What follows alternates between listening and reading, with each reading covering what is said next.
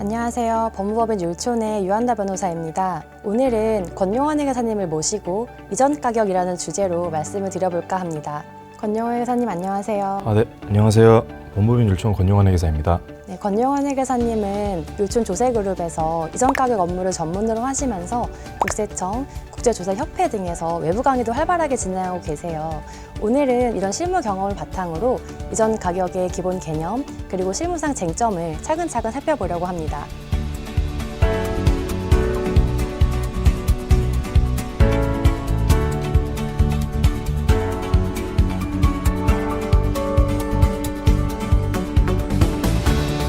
오늘 주제인 이전 가격. 말은 많이 들어봤지만 정확히 어떤 의미인지 그리고 왜 이렇게 중요한 이슈인지 잘 모르겠다는 분들이 많으시거든요. 회계사님, 이전 가격이란 무엇인지 개념부터 설명 부탁드릴게요. 이전 가격은 기본적으로 다국적 기업의 계열사 간 이루어지는 국제 거래의 내부 가격을 의미합니다. 쉽게 말해서 그룹 내에서 제품이나 서비스를 사고 팔 때 얼마에 거래할지 정하는 가격을 의미한다고 이해하시면 됩니다. 그렇다면 이전 가격 문제가 왜 이렇게 자주 발생하는 걸까요? 이전 가격 문제는 기본적으로 납세자와 과세당국 간 서로 간의 이해상충에서 좀 비롯됩니다. 다국적 기업은 사업 전략으로 소득과 비용의 국제적 배분을 통한 세후소득의 극대화를 추구하는 데 반면에 과세당국은 국제거래를 통한 조세 회피로 인해서 감소되는 조세 수입 방지의 입장을 취하고 있기 때문입니다. 또 하나 이전 가격 거래 당사자들이 속한 국가의 과세당국 간에 서로 자국의 세수를 확보하기 위한 과세권 다툼이 존재함에 따라서 이전 가격 분쟁도 발생하고 있습니다. 결국 이전 가격 이슈는 단순히 숫자만의 문제가 아니라 국가 간 과세권 충돌로 연결되겠네요. 기업은 이윤을 낮은 세율의 국가로 보내고 싶어 하고 또 과세당국은 이를 막으려는 구조다 보니 당연히 충돌이 일어날 수밖에 없는 구조인 것 같습니다. 그렇다면 이런 갈등을 해소하기 위한 어떤 국제적인 기준이나 제도가 있을까요?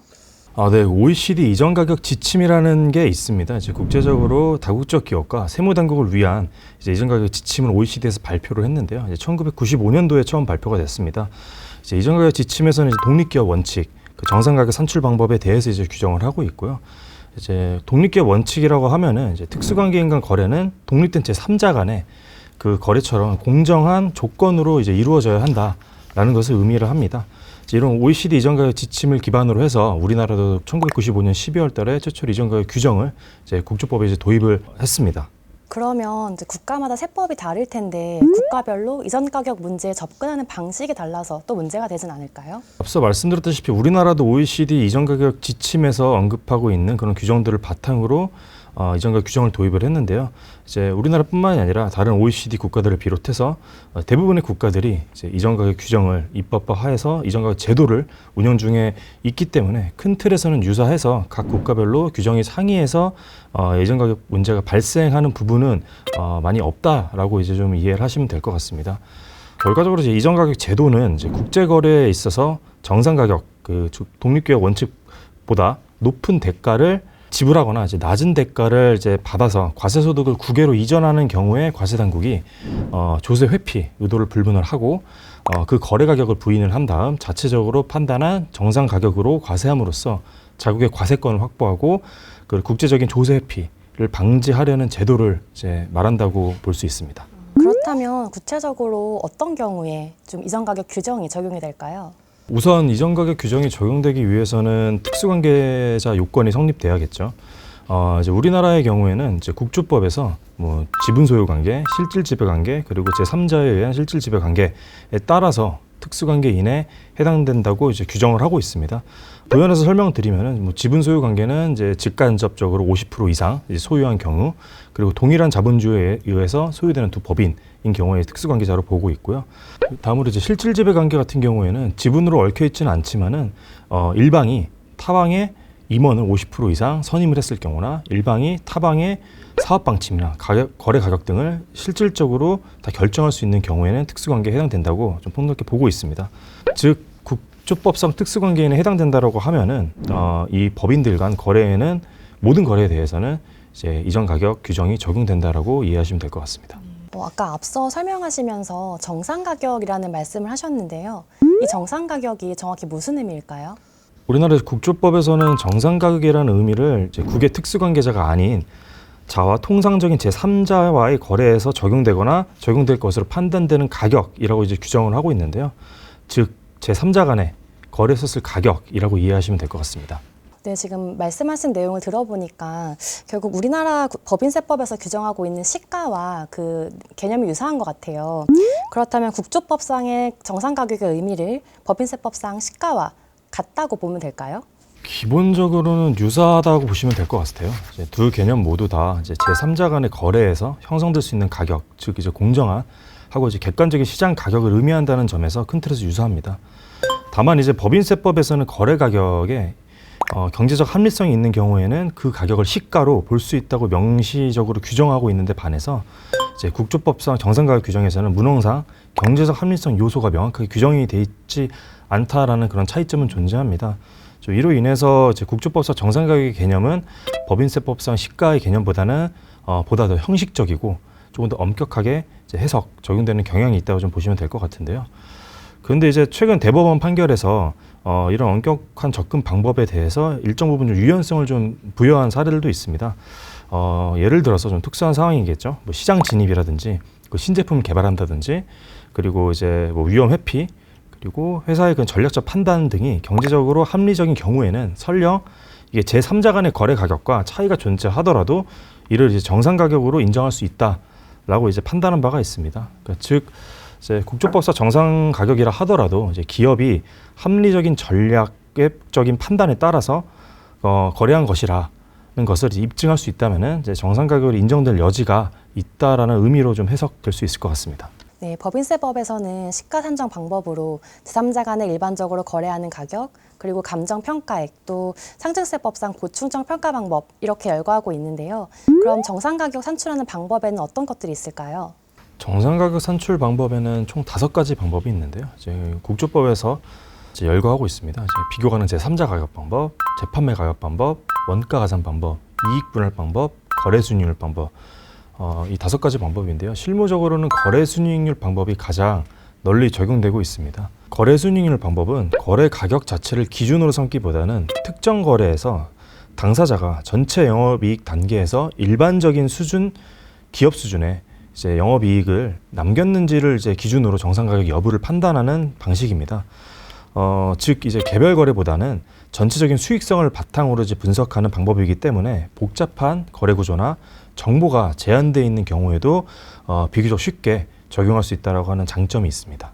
네, 방금 이제 정상가격 산출 방법에 대해서 말씀을 주셨는데요. 이런 정상가격 산출 방법은 어떤 기준에 따라서 적용이 될 수 있을까요? 정상가격 산출 방법 적용 기준과 관련해서는 국조법 시행령 제14조에서 좀 이렇게 명시를 하고 있는데요. 먼저 이제 비교 가능성이 높아야 된다라고 이제 규정을 하고 있고요. 사용되는 자료의 이용 확보 가능성이 높아야 된다라는 점. 그리고 또 사용되는 자료 또는 설정된 가정이나 결함이 이 정상가격 산출에 영향을 미치는 게 좀 적어야 된다라는 것 등을 이제 규정을 하고 있습니다. 한편 또 이제 비교 가능성 검토 시 고려해야 될 사항으로 이제 기능, 계약 조건, 그리고 부담 위험, 그리고 재화나 이제 용역의 종류, 시장 여건, 경제 여건 등을 종합적으로 검토해서 고려해야 한다라고 이제 규정하고 있습니다. 네, 지금 비교 가능성을 말씀을 해주셨는데요.